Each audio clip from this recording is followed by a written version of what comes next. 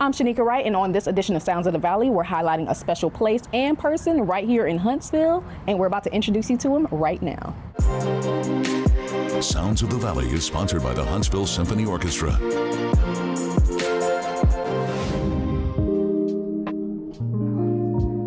I'm here with Mr. Mario Maitland Jr. Thank you so much for being here. How are you? I am doing good, and thank you so much for having me. Of course. So you are a very well-known man around this city. Your place is well-known, but how many people really know who you are? So can you just kind of tell me like how you fell in love with the music and where did it all stem from? Absolutely. I mean, to be honest, I love telling the story because it wasn't as cut and concrete in the beginning. My parents bought me a little piano when I was 9 years old. It was a little toy piano that I could bang around on, and they told me I used to bang on that thing all the time to the point where I probably got on their nerves a little bit.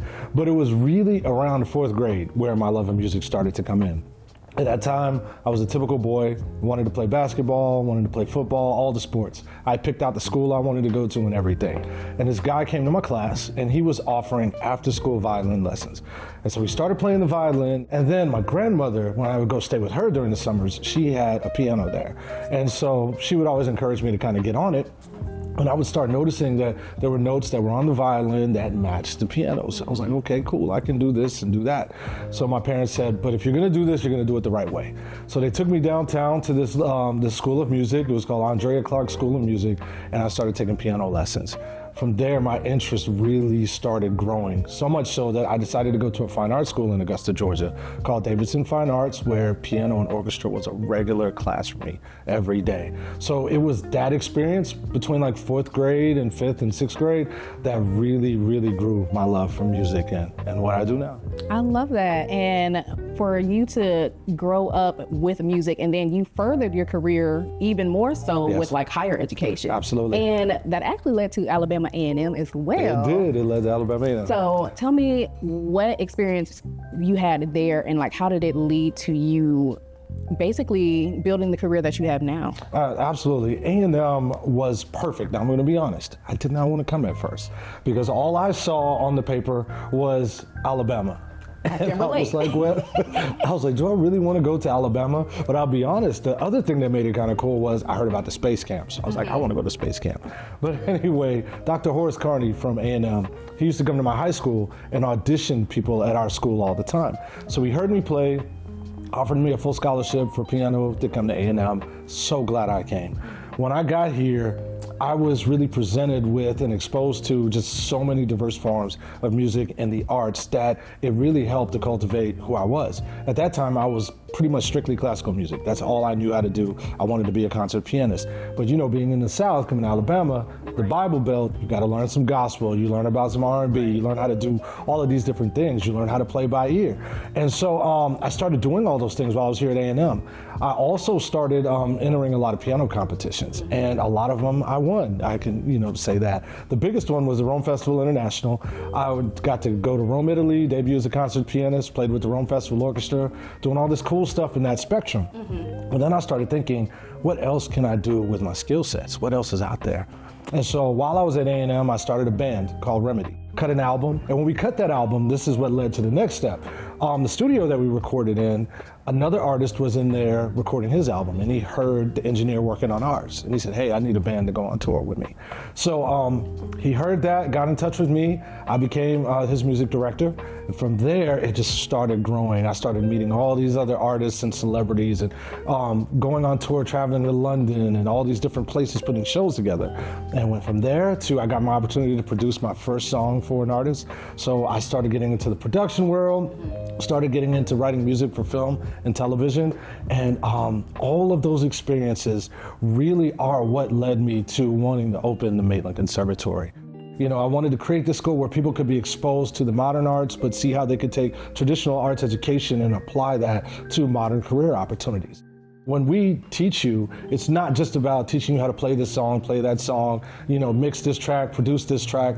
It's also about building up that self-worth within the student as well too. And you'll be surprised when people start to find their purpose, what it does for their confidence level. So we are in our main side of the Maitland Conservatory. This is where a lot of the lessons happen. There are some that happen on the other side. We've got satellite locations too, but this is kind of the little hub right here. And the first thing you'll notice is, I believe that the environment that a student learns in is just as important as what they're learning. So each room will kind of have a little vibe to it. This is one of the production rooms where students learn everything from Pro Tools to Logic to Final Cut, a lot of the podcasting work. They get cool gear like this, which is a completely touchscreen surface to run Pro Tools and run all their software and everything. But we try to give them all the tools that they need to really be up to date. You know, that's the biggest thing with this industry is like not just being able to know how to do the stuff, but knowing how to use what they're using now. Right.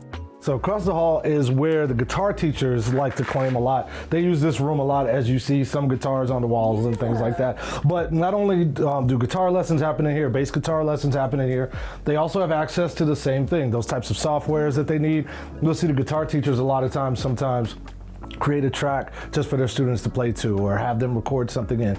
Because we believe that it's not just important to know how to play your instrument, but let's say you want to be a studio musician or something like that. There's a whole etiquette and there's a whole art to that as well too. So we want our students to be well versed on everything.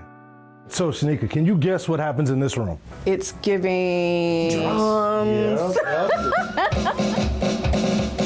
I feel like it's been so long since I've had drumming. I did a little. You seem like you know what you're doing. It is the way you're holding the sticks. You're doing like rudiments. Because I'm like, I remember something in like middle school band. Let me find out you're like a professional musician somewhere.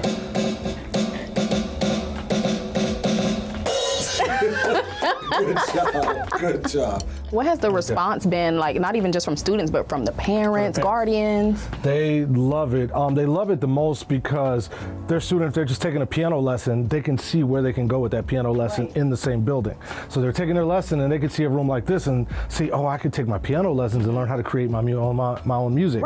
Or I can make music for a movie or for a television show, things like that. We want to show people that you have access to this. It's not always so, far away from you. You know, it's right here. And you can learn how to use it. And what has it been like for you to be like, you created this and you're just seeing it come to fruition and you see all of this equipment and students enjoying it, and it's just like, how does that feel for you? Oh man, it's definitely a sobering moment, a humbling moment, and it feels good because every now and then I get in a place where I'm like, okay, we're not doing enough, we've got more to do, we got to get this piece of gear, we got to add this, we got to add that, and then I have to stop sometimes when I see a student working in this room and say, you know what, this is worth it, this is good too. I mean, enjoy the progress, enjoy where we are. When people say the Maitland Conservatory, what legacy do you want to be attached to that name? That name, I want, when people think Maitland Conservatory, I want them to think that is the place where I brought my inner talents to fruition. That is the place where everything I dreamed that I wanted to do, I was able to actually do it and access it. And so that's what we want to think of. That's what we want to be thought of when people think of us.